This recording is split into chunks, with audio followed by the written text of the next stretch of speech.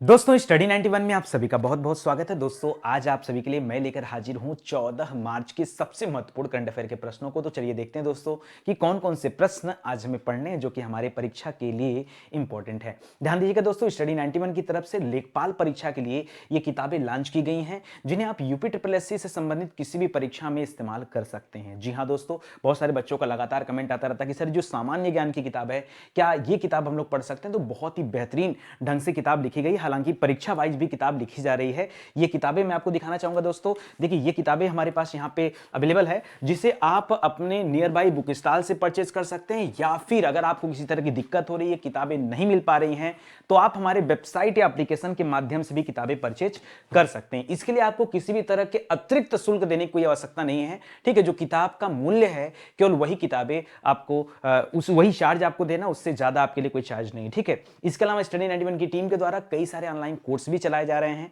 अगर आप इच्छुक हैं इन कोर्स को ज्वाइन करना चाहते हैं तो ऊपर हमारे हेल्पलाइन नंबर दिए गए हैं, इन पर कॉल करके आप जानकारी प्राप्त कर सकते हैं। चलिए शुरू करते हैं दोस्तों आज के प्रश्नोत्तर को पढ़ना।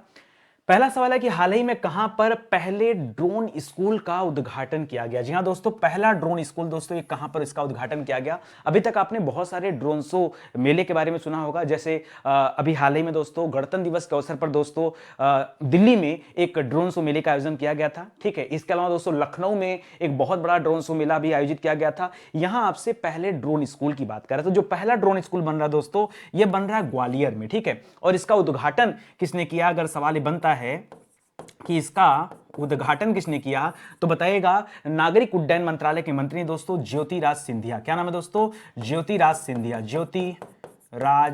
सिंधिया। ज्योतिराज सिंधिया ने दोस्तों इसका उद्घाटन किया। ठीक है, इस मौके पर जो यहाँ के मतलब मध्य प्रदेश के जो सीएम है दोस्तों, सीएम भी अवेलेबल थे। नाम क्या है, शिवराज सिंह चौहान। ठीक है, शिवराज चौहान याद रखेगा, ये भी इस मौके पर थे अवेलेबल। ठीक है, तो ये ड्रोन शो स्कूल का जो उद्घाटन किया गया ये आपके ग्वालियर में किया गया। याद रखेगा टोटल 5 स्कूल बनने हैं। कितने स्कूल बनने दोस्तों, टोटल 5 स्कूल बनने। उन 5 स्कूलों में जो पहला है दोस्तों वो कहां पर उसका उद्घाटन हुआ, आपके ग्वालियर में हुआ। क्या और भी सर स्कूल बनने हैं, बिल्कुल और स्कूल बनने दोस्तों। अगला जो प्रस्तावित है वो आपका भोपाल प्रस्तावित है, इसके अलावा इंदौर प्रस्तावित है, इंदौर में भी बनाया जाएगा। इसके अलावा दोस्तों जबलपुर प्रस्तावित है, जबलपुर में भी एक ड्रोन स्कूल बनने वाला है। सब मध्य प्रदेश में ही है, खास बात यह है। और एक सतना में प्रस्तावित है। ये टोटल 5 प्रस्तावित है, तो इसको भी याद रखेगा ड्रोन स्कूल। जी हां दोस्तों, पहली बार इस तरह का कॉन्सेप्ट सुनने में आ रहा है ड्रोन स्कूल का। ठीक है, इसी तरह से अभी हाल ही में एक टीचर यूनिवर्सिटी बनाई गई थी दिल्ली में। ठीक है, डिजिटल यूनिवर्सिटी जो बना था दोस्तों आपके केरल में बना था, ये सब भी याद रखेगा।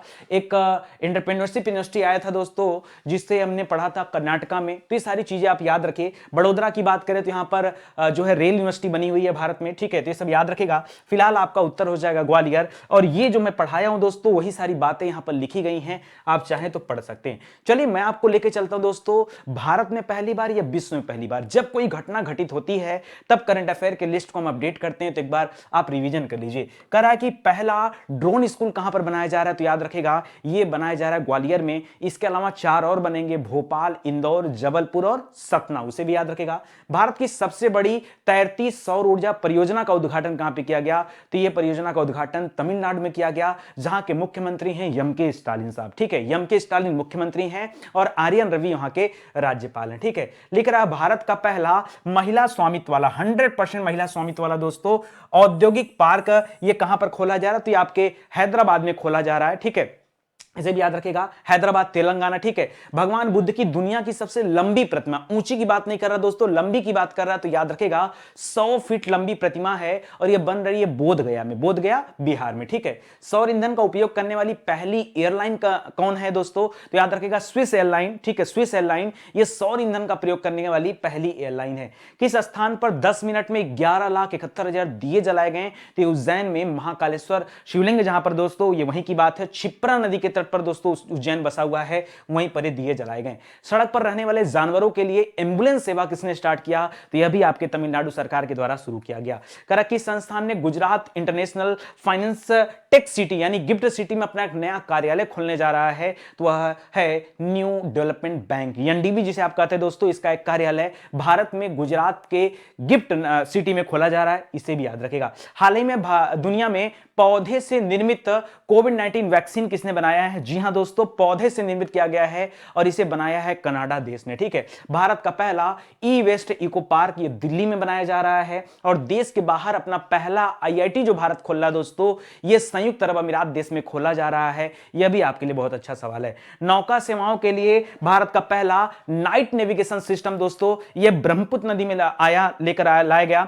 और किसके द्वारा लाया गया? तो दोस्तों असम सरकार की तरफ से लाया गया। तो इसे भी आप याद रखिएगा। ठीक है, यह आपके लिए एकदम क्रीम सवाल है और ऐसे ही सवाल आपसे परीक्षा में पूछे भी जाते हैं। चलिए आगे बढ़ते हैं अगले सवाल पर।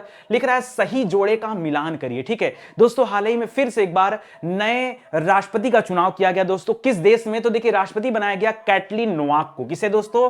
कैटलीन नोवाक को भी राष्ट्रपति बनाया गया। ये कहां की राष्ट्रपति बनी है? तो याद रखेगा ये हंगरी के राष्ट्रपति हैं और याद रखेगा वहां की पहली महिला राष्ट्रपति, याद रखेगा वहां की पहली महिला राष्ट्रपति दोस्तों चुनी गई हैं, यह भी याद रखेगा। युंग सुक योल की बात करें दोस्तों, तो हाल ही में दक्षिण कोरिया देश का राष्ट्रपति इन्हें चुना गया, दक्षिण कोरिया का राष्ट्रपति चुना गया दोस्तों, यह भी याद रखेगा। फ्रैंक वाल्टर स्टीनमेयर की बात करें तो जर्मनी का राष्ट्रपति इन्हें चुना गया है।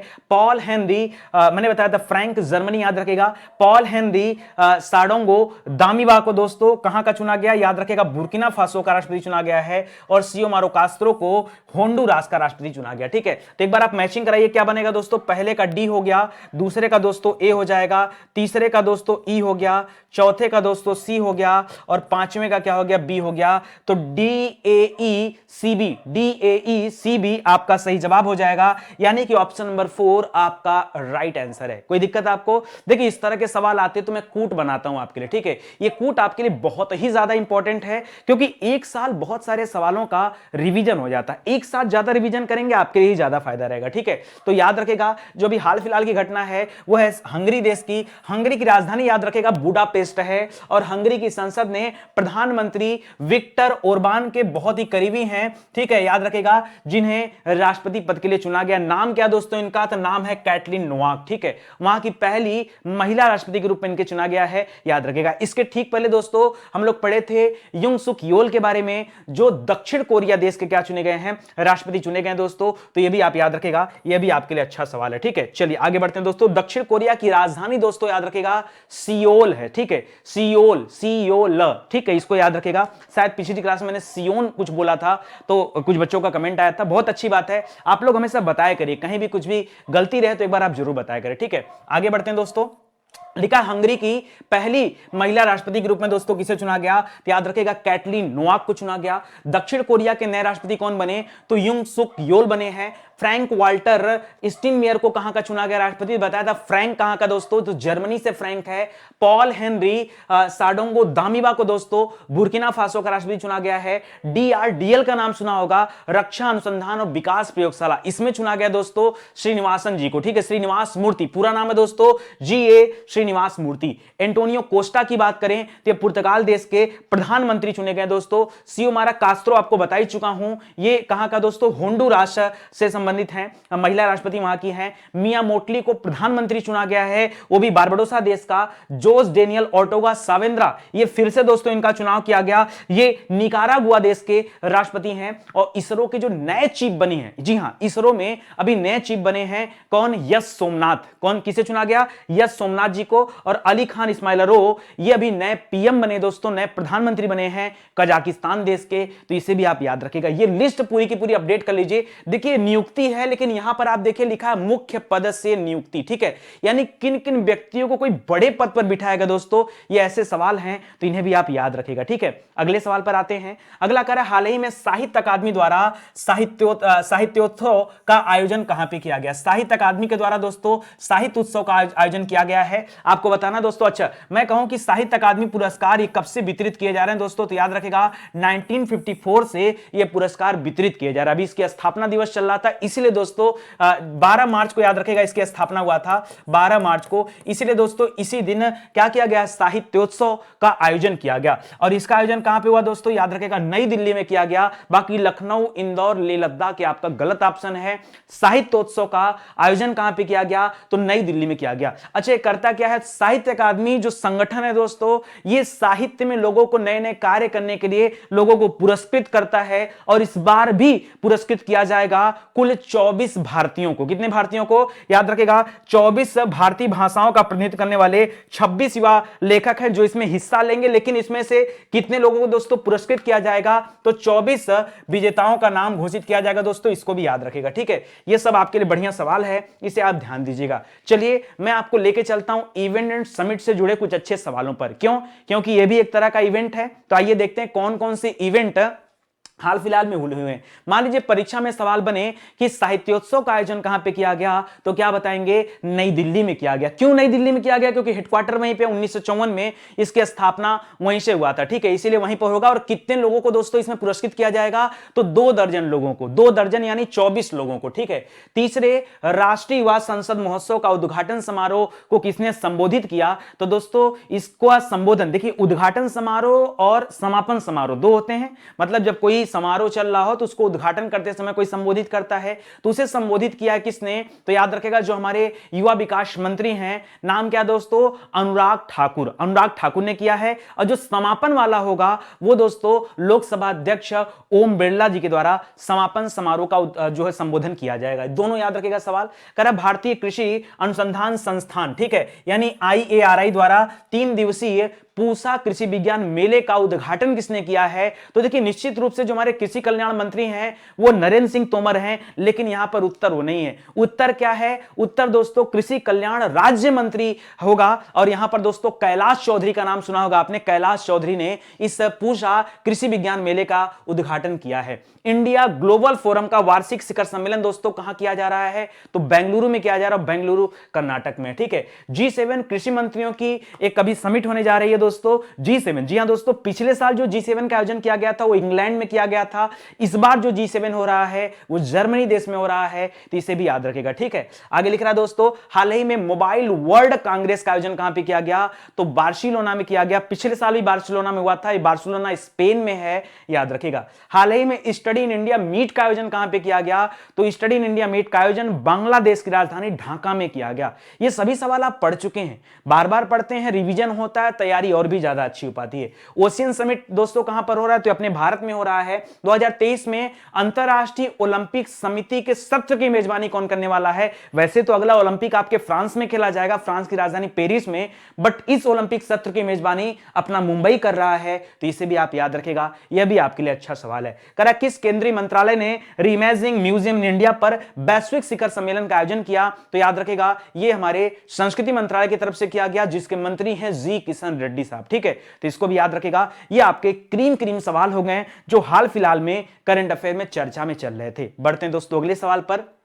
लिख रहा है कि हाल ही में एक अज्ञात सुपरसोनिक फ्लाइंग ऑब्जेक्ट, जी हां दोस्तों, एक अज्ञात सुपरसोनिक फ्लाइंग ऑब्जेक्ट ये पाकिस्तान में जा गिरा। और पाकिस्तानी एजेंसी के अनुसार यह दावा किया जा रहा है कि यह मिसाइल भारत से आई हुई है। कहां से आई हुई दोस्तों? यह मिसाइल भारत से आई हुई है, ऐसा दावा किया गया। एक पल के लिए तो पाकिस्तान में एकदम तबाही मच गया कि अभी तो रूस और यूक्रेन की लड़ाई चल रही थी, भारत की तरफ से जो सुपरसोनिक मिसाइल आके गिरी है, ये तो मतलब एक युद्ध की चुनौती आ गई पाकिस्तान में। हालांकि भारत ने अभी तक इस पर कोई टीका टिप्पणी नहीं किया है कि मिसाइल कहां से आई है, लेकिन यह माना जा रहा दोस्तों कि भारत की तरफ से आई है, हरियाणा से दोस्तों इसको लॉन्च किया गया, ऐसा पाकिस्तान का दावा है दोस्तों। और यह क्या है दोस्तों? यह ब्रह्मोस सुपरसोनिक मिसाइल है। क्या है दोस्तों? ब्रह्मोस सुपरसोनिक मिसाइल है दोस्तों। आप जान भी रहे होंगे दोस्तों कि ब्रह्मोस सुपरसोनिक मिसाइल की टेस्टिंग इस समय भारत कर रहा है। कई राउंड इसकी टेस्टिंग किया गया, नौसेना के द्वारा भी किया गया, वायुसेना के द्वारा भी किया गया,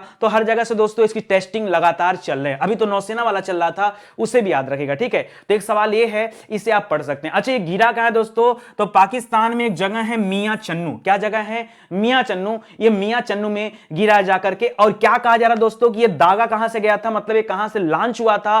तो पाकिस्तान का दावा है दोस्तों कि यह भारत के हरियाणा में एक जगह है सिरसा नामक जगह से दोस्तों लॉन्च किया गया था।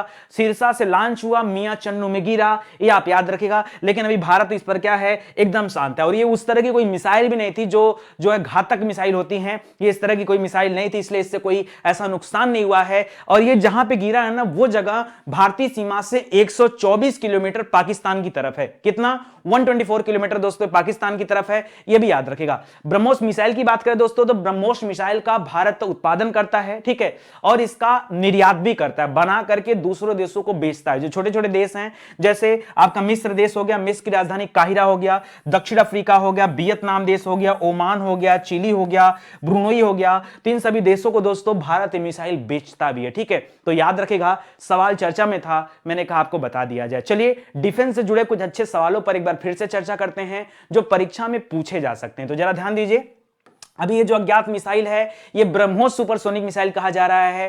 कहा जा रहा है दोस्तों हरियाणा से दागा गया और मियां चन्नू इलाके में आके गिरा, हरियाणा में सिरसा से दागा गया, ऐसा पाकिस्तानी एजेंसियों का दावा है, ठीक है।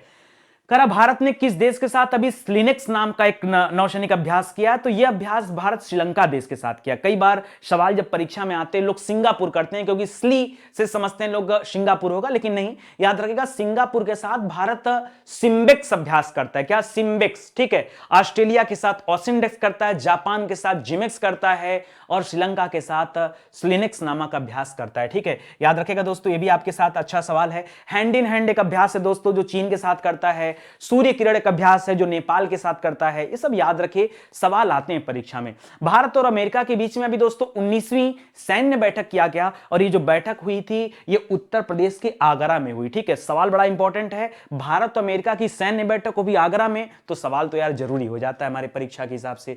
युद्धग्रस्त यूक्रेन, अभी दोस्तों आपको पता होगा यूक्रेन में लड़ाई चल रही रूस की और यूक्रेन की, ठीक है। तो इसमें भारतीयों की वापसी के लिए दोस्तों भारत सरकार की तरफ से एक मिशन चलाया गया जिसका नाम है ऑपरेशन गंगा।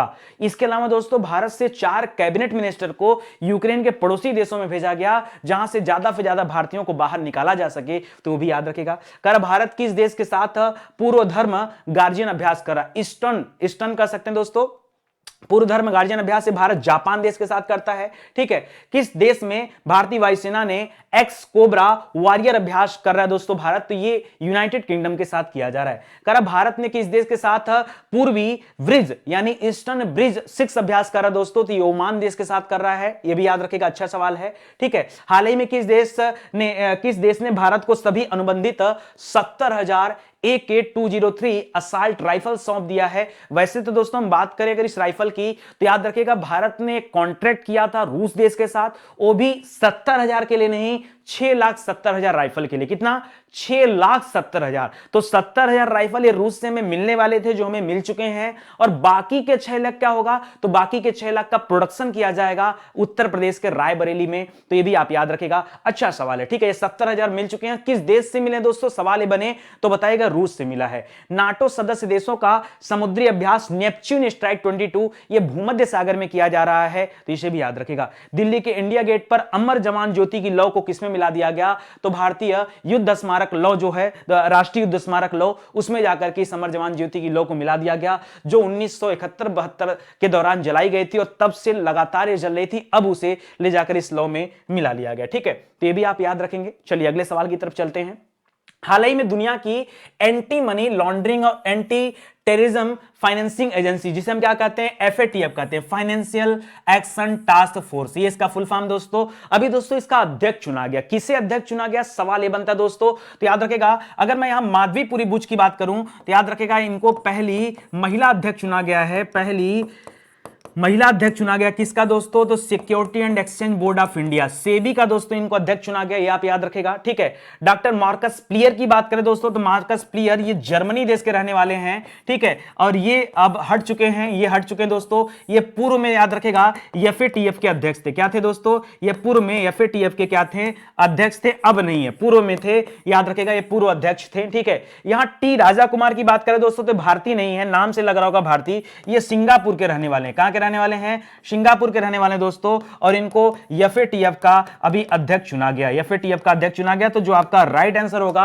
वो क्या हो जाएगा दोस्तों? ऑप्शन नंबर 3 हो जाएगा। और जो यस सोमनाथन लिख रहा दोस्तों, तो यस सोमनाथन को अभी हाल ही में इसरो का अध्यक्ष चुना गया था। किसका? इसरो का अध्यक्ष चुना गया यस सोमनाथन जी को, तो इसे भी याद रखेगा, ठीक है। सवाल इंपॉर्टेंट है और बहुत अच्छा भी है। फाइनेंशियल एक्शन टास्क फोर्स, याद रखेगा ये बहुत सारे देशों की सूची तैयार करता है जहां पर मनी लॉन्ड्रिंग लॉन्ड्रिंग के केसेस मिलते हैं दोस्तों, यह देशों को ब्लैक लिस्टेड करता है, ग्रे लिस्टेड करता है, तो इस तरह के चीजें देखने को मिलता रहता है। अभी हाल ही में दोस्तों पाकिस्तान को इसने ग्रे लिस्ट में शामिल किया, तो ये सब भी याद रखेगा। बाकी जो मैंने आपको समझाया सिखाया वही यहां लिखा हुआ है, आप चाहें तो पढ़ सकते हैं। चलिए मैं आपको लेकर चलता हूं नियुक्ति से संबंधित अच्छे सवालों पर। इसके पहले हम लोगों ने बातचीत किया मुख्य नियुक्ति, जब राष्ट्रपति वाला बात कर रहे थे तो मुख्य नियुक्तियों की बात किए थे दोस्तों। इंपॉर्टेंट जो अपॉइंटमेंट था, यहां पे नॉर्मल अपॉइंटमेंट की बात कर रहे हैं। तो देखिए एफएटीएफ का जो अध्यक्ष बनाया गया और टी राजा कुमार को बनाया गया, ठीक है, जो कहां के रहने वाले दोस्तों, तो याद रखेगा सिंगापुर के रहने वाले, भारत मत समझिएगा, ये सिंगापुर के रहने वाले हैं, ठीक है। भारतीय वायुसेना अकादमी का अभी जो है अध्यक्ष किसे बनाया गया, तो याद रखेगा भारतीय वायुसेना अकादमी का अध्यक्ष नहीं, कमांडेंट यहां बनाया गया दोस्तों, तो यहां बनाया गया दोस्तों बी रामचंद्र को, बी चंद्रशेखर को, ठीक है, रामचंद्र चंद्रशेखर, ठीक है, चलो कोई बात नहीं, बी चंद्रशेखर को बनाया गया, यह भी याद रखेगा। हाल ही में विश्व बैंक ने किस भारतीय प्रमुख को मीगा का दोस्तों क्या चुना है, अभी अध्यक्ष चुना है, मीगा का उपाध्यक्ष चुना है, तिनका नाम है दोस्तों, ये बांग्लादेश के मूल रूप से रहने वाले हैं, जुनैद कमाल अहमद, ठीक है। और ये मीगा जो दोस्तों याद रखेगा, जैसे आईएमएफ हो गया और आपका आईबीआरडी हो गया, जिसे हम वर्ल्ड बैंक के नाम से जानते हैं, उसी में आपका मीगा भी आता है, आईडीए आता है, आईएफसी आता है, ये सारी चीजें आप याद रखेंगे। राष्ट्रीय मूल्यांकन और प्रत्यायन परिषद, जिसे नैक कहते हैं दोस्तों, तो नैक की बेंच ने अभी किसे अपना अध्यक्ष चुना है, तो यहां चुना गया प्रोफेसर भूषण पटवर्धन जी को, ठीक है, यह भी याद रखेगा। प्रतिभूति और विनिमय बोर्ड यानी सेबी का जो पहला महिला अध्यक्ष चुना गया, वही माधवीपुरी बुच्च को चुना गया, ठीक है। राष्ट्रीय ई गवर्नेंस डिवीजन के प्रमुख के रूप में दोस्तों अभी अभिषेक सिंह जी को चुना गया। आर्थिक विकास संस्थान में अभी चेतन घाटे साहब को चुना गया। पीएम की आर्थिक सलाहकार परिषद में दोस्तों याद रखेगा संजीव सन्याल को रखा गया, पूर्णकालिक सदस्य के रूप में संजीव सन्याल को रखा गया मोदी जी के आर्थिक सलाहकार परिषद में, ठीक है। अंतरराष्ट्रीय रबड़ अध्ययन समूह के जो नए अध्यक्ष बने हैं, इनका नाम है के एन राघवन, बताया था मैंने, रबड़ नंबर 1 याद रखिएगा, के एन राघवन आपका सही जवाब हो जाएगा। तो यह भी आपका अपॉइंटमेंट से जुड़ा बहुत ही अच्छा सवाल है। याद रखिएगा दोस्तों, स्टडी 91 की तरफ से बहुत सारे ऑनलाइन कोर्स चलाए जा रहे हैं, जिसमें हमारा बेस्ट सेलिंग जो कोर्स है दोस्तों, वो हिंदी इंडिविजुअल का बैच है। तो एक मौका जरूर दीजिए दोस्तों, आइए आप बैच को ज्वाइन करिए। आपको पढ़ने के बाद खुद लगेगा कि वाकई यार दुनिया से हट करके आप बहुत सारे चैनल को जानते होंगे, बहुत सारे ऑनलाइन एजुकेटरों को जानते होंगे, लेकिन एक बार आप स्टडी 91 को ज्वाइन करिए और खास करके नितिन सर की बैच को ज्वाइन करिए, आपको बिलीव हो जाएगा कि वाकई बैच कैसे होता है और उसमें कैसे पढ़ाई होती है। ये बहुत ही गजब की बैच है दोस्तों, जो गांव में रहने वाले लोग हैं उनके लिए भी अच्छी है। क्यों? क्योंकि अगर आप इंटरनेट की समस्या की वजह से ऑनलाइन क्लासेस नहीं ज्वाइन कर पा रहे हैं, तो आपकी बहुत बड़ी भूल है। आप यहां वीडियो को डाउनलोड करके दोस्तों पढ़ सकते हैं, अपनी तैयारी कर सकते हैं, इससे ज्यादा आपको क्या चाहिए। और इसके लिए भी आपको कोई एक्स्ट्रा एडवांस पेमेंट नहीं करना, जो बैच की कीमत है दोस्तों केवल वही आपको पे करना है, ठीक है। आगे आते हैं दोस्तों, करा बीजेपी के संदर्भ में दोस्तों कौन सा कथन असत्य, जो गलत कथन है जरा वो बताइए, ठीक है। अभी आपको पता होगा दोस्तों, कुल 5 राज्यों में चुनाव चल रहा था और रिजल्ट आ चुके हैं, 5 राज्यों का रिजल्ट एक साथ आ चुका है। तो आइए देखते हैं दोस्तों कि बीजेपी के संदर्भ में कौन सी पॉइंट गलत है। लिख रहा उत्तर प्रदेश में 403 सदस्यों की विधानसभा में, यहां पर कितने की विधानसभा है, 403 की विधानसभा में 255 सीटें दोस्तों किसे मिली हैं, ये बीजेपी को मिली हैं, 255 सीटें बीजेपी को मिली हैं। सहयोगी पार्टी अपना दल, जो कि एज ए अलायंस दोस्तों बीजेपी के साथ लड़ रही थी, करा उसने 6 सीटें जीता और निषाद पार्टी ने 12 सीटें जीता है। आपको बताना है क्या सही क्या गलत है। आपको बताना चाहूंगा दोस्तों, ये जो 6 सीट लिखा है अपना दल, ये 12 सीट जीता है, और निषाद पार्टी जो कि अलायंस के रूप में लड़ी थी, इसने 6 सीट जीता है, ठीक है। तो 12 6 18 और 255, तो 255 और 18 कितना हो जाएगा, 273। टोटल सीट जो जीता बीजेपी ने वो 278 जीता है, याद रखेगा। और ये गलत लिखा था, इसी वजह से आपका कथन एक क्या हो जाएगा, यहां पर असत्य हो जाएगा। बाकी के सभी कथन सत्य आप देख भी सकते हैं। उत्तराखंड की बात करें दोस्तों, तो पुष्कर सिंह धामी वहां से चुनाव लड़ रहे थे, आपको पता होगा उत्तराखंड के सीएम रह चुके हैं, ठीक है। 70 सदस्यों की विधानसभा है, जहां से 47 सीटें अकेले बीजेपी ने जीती है, यह भी याद रखेगा। गोवा में भाजपा को 40 सदस्यीय सीटों में से दोस्तों 20 सीट मिला है, एकदम आधे मिला है, फिर भी दोस्तों उनका सरकार बनी जाएगा, क्योंकि बाकी में कई सारे लोग थे, इसलिए कोई सवाल नहीं बनता। मणिपुर में दोस्तों 60 सदस्यों की विधानसभा में भाजपा ने कितनी सीटें जीती हैं दोस्तों, तो याद रखेगा 60, मणिपुर में 60 सीटों में से 32 सीटें जीत लिया दोस्तों, तो यहां भी बहुमत की सरकार बन चुकी है। बाकी एक राज्य था पंजाब, जहां पे बड़ा ही खराब पोजीशन रहा। पंजाब में अपना जो आपका आप पार्टी है, ठीक है, आप, ठीक है, आम आदमी पार्टी, उसने जो है जीत हासिल किया है। 117 सीट जो है पंजाब में थी, जिसमें से आई थिंक 92 या 94 सीट दोस्तों ये अरविंद केजरीवाल ने जीता है, तो भी याद रखेगा। तो यहां फिलहाल आपका ऑप्शन नंबर 1 गलत हो जाएगा। बाकी जो बातें अभी मैंने आपको बताया वही सारी बातें यहां पर दिया गया है, आप चाहें तो आराम से इत्मीनान से पढ़ सकते हैं। 117 में दोस्तों आम आदमी पार्टी ने 92 सीट जीता है, 92 सीट, वो भी याद रखेगा, ठीक है। चलिए आगे बढ़ते हैं दोस्तों, पॉलिटिक्स से जुड़े कुछ अच्छे सवाल देखते हैं जो करंट अफेयर में चर्चा में रहे। जी हां दोस्तों, पॉलिटिक्स से जुड़े कौन कौन से सवाल हैं जरा ध्यान दीजिएगा। तो कह रहा बीजेपी ने किस राज्य में पूर्ण बहुमत की सरकार बनाई? तो ये 4 राज्यों का चुनाव दोस्तों बीजेपी जीत चुकी है, केवल गोवा को छोड़ करके। अभी 5 राज्य के चुनाव चल रहे थे। महत्वपूर्ण मुद्दों पर निर्णय के लिए दोस्तों महासभा में कितने बहुमत की आवश्यकता होती है? तो सिंपल सी बात है, ये संयुक्त राष्ट्र महासभा की बात कर रहा है, ठीक है, यूएनजीए, जिसे आप यूनाइटेड नेशन जनरल असेंबली कहते हैं, तो वहां 2/3 बहुमत चाहिए होता है। हाल ही में किस देश में तख्ता पलट का दोस्तों विरोध हुआ? तो सूडान देश चल रहा है दोस्तों, जिसमें तख्ता पलट का भी लोगों ने भारी विरोध किया है। किस प्रदेश में निजी क्षेत्र में स्थानीय निवासियों के लिए 75% नौकरी आरक्षित किया गया? वो भी सार्वजनिक क्षेत्र में नहीं दोस्तों, प्राइवेट सेक्टर में भी अब 75% स्थानीय लोगों को नौकरी देना पड़ेगा। यह नियम निकाला है हरियाणा ने। जी हां दोस्तों, हरियाणा के मुख्यमंत्री मनोहर लाल खट्टर हैं। हाल ही में चर्चा में रहा चुनावी बांड। क्या दोस्तों? तो चुनावी बांड के माध्यम से राजनीतिक पार्टियों को फंडिंग किया जाता है, याद रखेगा, ठीक है। ऐतिहासिक प्रस्ताव किस देश ने लाया? तो चीन ने लाया है, याद रखेगा इसे भी। हाल ही में किस राज्य ने सरकारी कर्मचारियों के राजनीतिक चुनाव में भाग लेने पर प्रतिबंध लगा दिया? तो राज्य हरियाणा है कि सरकारी कर्मचारी ये चुनाव में भाग नहीं ले सकते। हाल ही में किस राज्य ने विशेष श्रेणी के राज्य के दर्जे की मांग किया दोस्तों? तो मांग किया है बिहार राज्य ने। क्यों? क्योंकि बिहार अपने आप को कह रहा है कि हम बहुत पिछड़े हैं, इसलिए हमें स्पेशल राज्य की सूची में रखना चाहिए। किस देश के राष्ट्रपति अडामा बैरो ने राष्ट्रपति के रूप में दूसरा कार्यकाल शुरू किया है? तो गांबिया देश के दोस्तों ये राष्ट्रपति हैं। और ऐतिहासिक प्रस्ताव बताई दिया आपको, चीन से संबंधित है। विशेष श्रेणी का दर्जा की मांग कर रहा दोस्तों बिहार राज्य, और सरकारी कर्मचारियों पर प्रतिबंध लगाया कि राजनीतिक चुनाव में आप भाग नहीं ले सकते, हरियाणा राज्य ने। और राज्यसभा के सभापति वेंकैया नायडू ने किसे राज्यसभा महासचिव के रूप में चुना है? तो पीपी के रामाचार्युलू का नाम याद रखेगा, ठीक है। इसके बाद दोस्तों पीसी मोदी का भी नाम आप लोगों ने पढ़ा होगा, तो ध्यान रखेंगे, उनका संबंध भी राज्यसभा से ही है, ठीक है। आगे बढ़िए, भारतीय रेलवे के पहले गति शक्ति कार्गो टर्मिनल। जी हां दोस्तों, पहला गति शक्ति कार्गो टर्मिनल का उद्घाटन कहां पे किया गया, ये आपको बताना है। जी हां दोस्तों, पहला गति शक्ति कार्गो टर्मिनल का उद्घाटन दोस्तों किया गया भी आसनसोल मंडल में। कहां पे किया गया? आसनसोल मंडल में। कहा जा रहा दोस्तों इससे रेलवे को बहुत फायदा होने वाला है। हर साल करीब 11 करोड़ रुपए का फायदा ये रेलवे पाएगी दोस्तों, अगर ये चीजें आ चुकी हैं तब। तो आ ही चुकी हैं तो कोई दिक्कत की बात है नहीं, इसको भी याद रखेगा।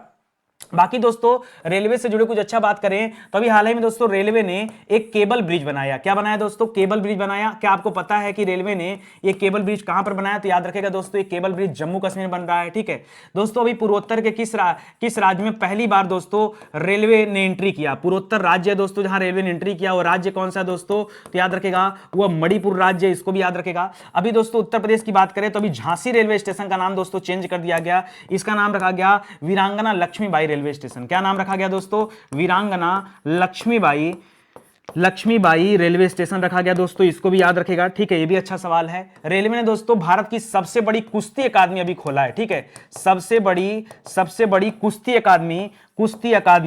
अकादमी ये रेलवे ने खोला, ठीक है। ये रेलवे के द्वारा दोस्तों खोला जा रहा है कहां पर? याद रखेगा, ये खोला जा रहा है आपके नई दिल्ली में। कहां पर दोस्तों? दिल्ली में खोला जा रहा है, दिल्ली किशनगंज में, तो इसको भी याद रखेगा। रेलवे से जुड़े अच्छे सवाल थे जो अभी मुझे याद आया, जो चर्चा में चल रहा था, वो सब याद रखेगा, ठीक है। चलिए आगे बढ़ते हैं दोस्तों, अगले सवाल पर आते हैं। देखिए पीएम गति शक्ति के तहत दोस्तों ये जो रेलवे ने अभी कार्गो टर्मिनल शुरू किया, ये आसनसोल मंडल में शुरू किया गया, तो इसे भी आप याद रखेगा। चलिए मैं आपको रेलवे से जुड़े कुछ क्रीम सवाल और फिर से बताता हूं। पहला सवाल यही है, कार्गो टर्मिनल तो आसनसोल मंडल हो गया। भारतीय रेलवे द्वारा विकसित स्वचालित ट्रेन टक्कररोधी प्रणाली जो अभी विकसित किया गया, उसका नाम क्या रखा गया? कवच रखा गया, जो ट्रेन एक्सीडेंट की संभावना को और कम करेगा। भारतीय रेलवे का पहला सौर ऊर्जा संयंत्र दोस्तों कहां पर बनाया जा रहा है? तो याद रखेगा ये बीना में बनाया जा रहा है। बीना कहां दोस्तों? मध्य प्रदेश में है। और यहां से जितना भी विद्युत पैदा किया जाएगा वो सिर्फ और सिर्फ रेलवे को ही दिया जाएगा, ये भी याद रखेगा। देश की सबसे बड़ी कुश्ती अकादमी ये रेलवे बना रही है दिल्ली में, इसे भी याद रखेगा। मुंबई अहमदाबाद के बीच में दोस्तों जो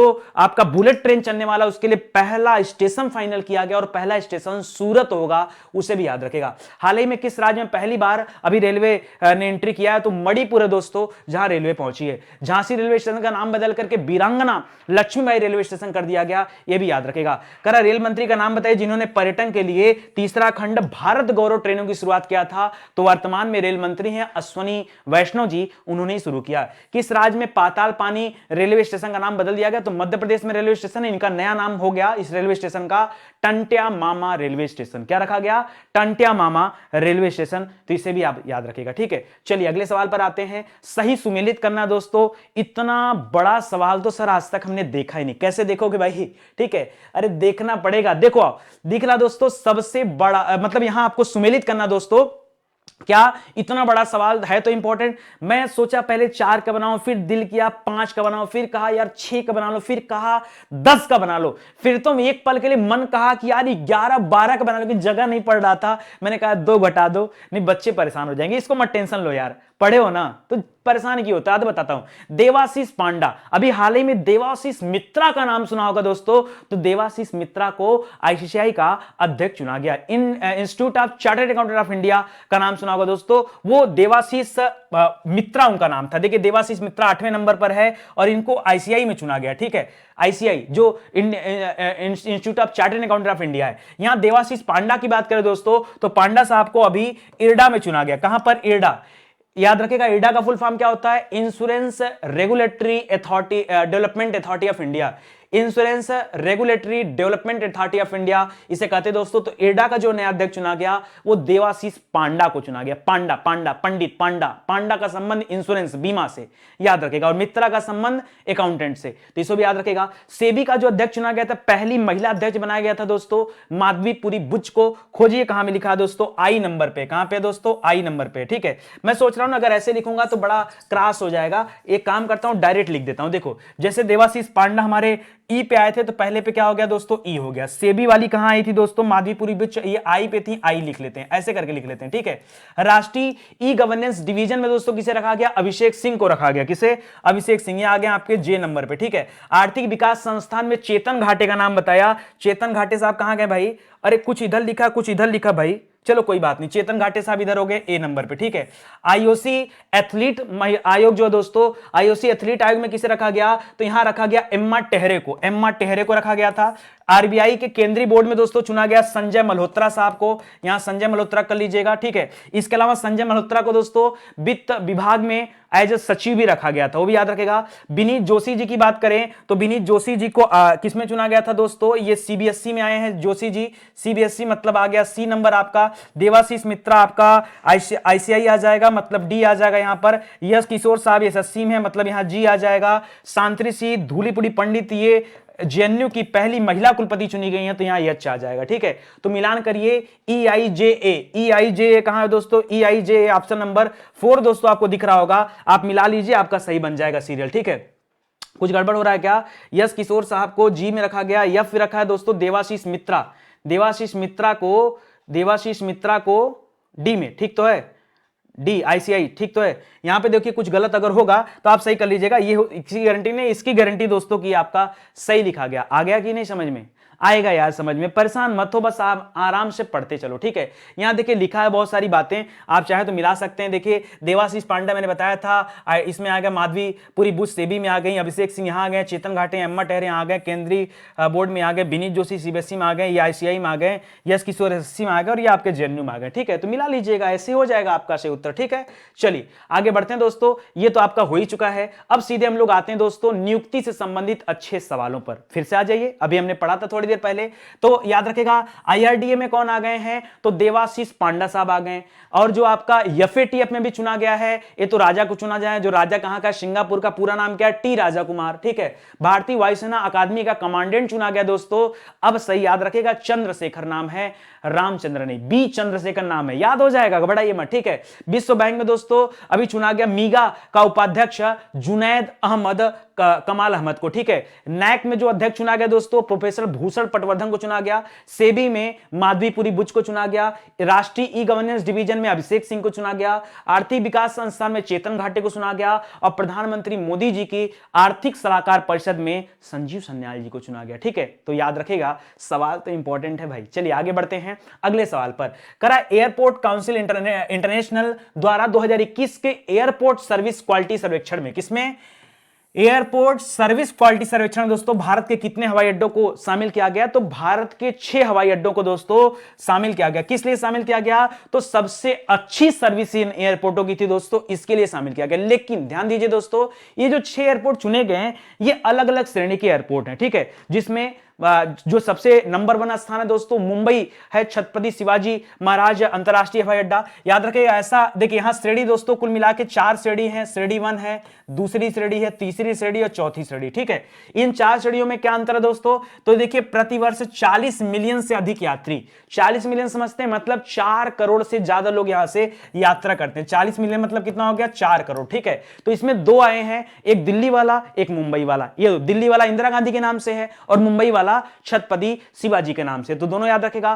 15 से 25 मिलियन, 15 से 25 मतलब 1.5 करोड़ से लेकर के 2.5 करोड़ तक। कितना दोस्तों? 2.5 करोड़ तक के जो यात्री दोस्तों वो श्रेणी में 2 में आए हैं। ये हैदराबाद का, इसमें एक ही आया है, राजीव गांधी अंतरराष्ट्रीय हवाई अड्डा जो हैदराबाद में। और 5 से 15 मिलियन यात्री की बात करें दोस्तों, तो 5 मिलियन मतलब 50 लाख से लेकर के 1.5 करोड़ तक का जो आया दोस्तों वो यहां पर है। इसमें कोचीन अंतरराष्ट्रीय हवाई अड्डा है जो कि कोचीन में है, ठीक है। और सरदार वल्लभ भाई पटेल आया जो अहमदाबाद में है। और अंतिम में दोस्तों 2 से 5 मिलियन मतलब 20 लाख से 50 लाख की ये आखिरी श्रेणी है। 20 से 50 लाख की जो श्रेणी दोस्तों ये आखिरी श्रेणी है। इसमें चंडीगढ़ एयरपोर्ट आया है, ठीक है। तो टोटल 6 एयरपोर्ट है दोस्तों, संख्या आप देख सकते हैं, 2 हो गया, 2 4 हो गया, 5 3 मतलब टोटल 6 यहां चुने गए हैं। 1 2 3 4 5 6 टोटल 6 चुने गए हैं। तो ये आप याद रखेगा, ठीक है। कोई दिक्कत आपको नहीं ना? आगे बात समझ में आ जाएगी। देखिए एक भरोसा करिए, स्टडी 91 से जुड़े हैं, भरोसा करिए। आज भी बहुत सारे बच्चे ऐसे हैं जो पूरा वीडियो नहीं देखते हैं। आपसे निवेदन है वीडियो जरूर देखिए, हो सके तो लाइक कीजिए। आपके एक एक लाइक का दोस्तों बहुत इंपॉर्टेंस होता है हम लोगों के जीवन में, ठीक है। लोग उसी को देखकर आते हैं। और प्लीज अगर आप किसी तरह के सोशल मीडिया ग्रुप से जुड़े हैं, जैसे किसी व्हाट्सएप ग्रुप से जुड़े हैं, किसी टेलीग्राम ग्रुप से जुड़े, तो निवेदन है दोस्तों वीडियो को शेयर भी करिए ताकि ज्यादा से ज्यादा लोग आए, जुड़ पाए और देख पाए। चलिए मैं आपको लेकर चलता हूं दोस्तों अवार्ड से जुड़े कुछ अच्छे सवालों पर कि भाई किससे कौन कौन सा अवार्ड दिया गया। जैसे अब यही 6 एयरपोर्ट को दोस्तों चुना गया, तो एक तरह का अवार्ड हुआ ना। तो याद रखेगा, करा एयरपोर्ट काउंसिल इंटरनेशनल द्वारा 2021 के एयरपोर्ट सर्विस क्वालिटी सर्वेक्षण में दोस्तों भारत के 6 हवाई अड्डों को चुना गया। हाल ही में प्रदान किए गए विश्वकर्मा राष्ट्रीय पुरस्कार में सर्वाधिक पुरस्कार किसने जीता है दोस्तों? तो steel authority of India limited ने जीता है। कितना जीता? अगर सवाल बने तो क्या बताएंगे दोस्तों? टोटल कितना जीता दोस्तों? 52 जीता है। कितने में दोस्तों? तो याद रखेगा 96, टोटल 96 थे, जिसमें से 52 पुरस्कार अकेले ये स्टील अथॉरिटी ऑफ इंडिया ने जीता। US international women of courage का अवार्ड दोस्तों किसने जीता? तो हमारा पड़ोसी देश नेपाल और एक बांग्लादेश, दोनों जगह से दोस्तों एक एक महिलाएं थी। जो नेपाल वाली महिला थी उनका नाम था भूमिका श्रेष्ठ, एसिड हमला भी इन पे हो चुका है। और जो बांग्लादेश वाली थी वो पर्यावरण से संबंधित एक कार्यकर्ता है, रिजवाना हसन उनका नाम है, ठीक है। 2018, 19, 19, 20 और 20-21 के लिए जो इस्पात राजभाषा पुरस्कार दिया गया, यह दिया गया राष्ट्रीय खनिज विकास निगम लिमिटेड को, ठीक है। अंतरराष्ट्रीय महिला दिवस पर दोस्तों 2020-21 के लिए कुल कितने महिलाओं को दोस्तों चुना गया है नारी शक्ति पुरस्कार के लिए? तो महिलाओं की संख्या 29 है, महिलाओं की संख्या 29 है और अवार्ड की संख्या 28 है। कैसे ऐसा हो गया दोस्तों? तो याद रखेगा अवार्ड पुरस्कार जो थे दोस्तों 28 पुरस्कार हैं। एक ऐसी महिला थी दोस्तों जिनको संयुक्त रूप से दिया गया, इस वजह से एक संख्या बढ़ गई थी। भारत उद्योग जल सम्मेलन और फिक्की जल पुरस्कारों के तहत दोस्तों विशेष जूरी पुरस्कार किसे दिया गया? तो दिया गया एनएमसीजी को, national mission for clean Ganga, national mission for clean Ganga को। हाल ही में कितने शिक्षकों को राष्ट्रीय शिक्षक पुरस्कार आईसीटी पुरस्कार दिया गया? तो आईसीटी पुरस्कार दिया गया दोस्तों टोटल 49 शिक्षकों को। कितने लोगों को? 49 लोगों को आईसीटी पुरस्कार दिया गया। बोल्ट्जमान मेडल अवार्ड दोस्तों किसे दिया गया? तो पहली बार किसी भारतीय को मिला है। ये भौतिक विज्ञान के प्रोफेसर जिनका नाम है दीपक धर। तो याद रखेगा दोस्तों, हाल ही में किसके रामानुजम पुरस्कार किसे दिया गया? याद रखेगा, गणित के क्षेत्र में दोस्तों ये पुरस्कार दिया जाता है, जिसे चुना गया है अभी हाल ही में नारी शक्ति पुरस्कार के लिए पश्चिम बंगाल की रहने वाली, नाम है नीना गुप्ता। ठीक है, तो इसे भी याद रखेगा दोस्तों, रामानुजम पुरस्कार के लिए उन्हें चुना गया। आखिरी सवाल है दोस्तों, हाल ही में चार धाम परियोजना समिति के नए अध्यक्ष कौन बने? किसके दोस्तों?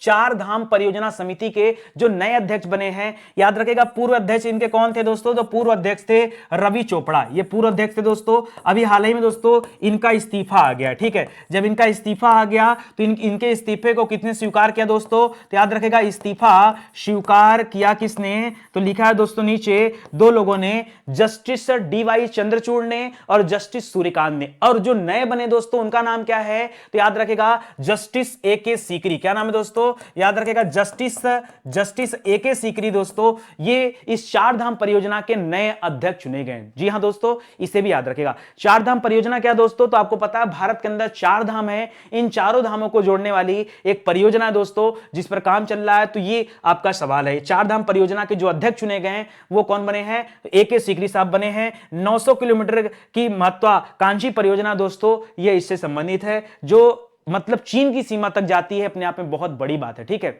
चलिए आगे बढ़ते हैं दोस्तों, अगला देखते हैं। तो नियुक्ति से संबंधित जो सवाल है एक बार फिर से आप अपडेट कर लीजिए। पहला, चार धाम परियोजना का अध्यक्ष जस्टिस ए.के. सीकरी को बनाया गया। इरडा जो आया दोस्तों, जो आपका insurance regulatory authority of India है दोस्तों, अगर मैं इरडा की बात करूं तो अभी इरडा का अध्यक्ष चुना गया देवाशीष पांडा जी को। एफएटीएफ का अध्यक्ष चुना गया टी राजा कुमार को। भारतीय वायुसेना अकादमी का जो है कमांडेंट बनाया गया है बी चंद्रशेखर को।